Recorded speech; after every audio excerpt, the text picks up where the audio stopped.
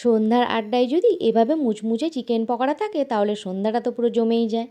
Chilli chicken করার জন্য chicken এনেছিলাম, ওখান থেকে কিছু পিস নিয়ে বানিয়ে ফেললাম চিকেন পকোড়া। আর চিকেন পকোড়া বানানোর জন্য এখানে আমি চিকেনের পিসগুলোকে ভালো করে ধুয়ে নিয়ে এটাতে দিয়ে দিলাম লবণ, পেঁয়াজ কুচি, কাশ্মীরি লঙ্কার গুঁড়ো, গোলমরিচ গুঁড়ো, নুডলসের মশলা, chilli sauce, soya sauce, tomato sauce আর সবশেষে একটা ডিম ভেঙে দিয়ে দিলাম।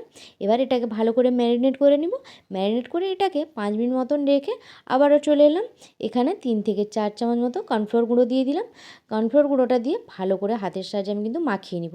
মাখানোর পর আমার মনে হলো এখানে একটু যদি বেসন দিই তাহলে কিন্তু খেতে খুব ভালো হয়, তাই 1 চামচ মতো বেসন দিলাম। ওটাকে দিয়ে আরেকটু মাখিয়ে নিয়ে আর কি কড়াইতে তেল দিয়ে তেলটা গরম হয়ে গেলে একটা পকোড়া দিয়ে এটাকে কিন্তু লাল লাল করে মুচমুচে করে ভেজে নিব।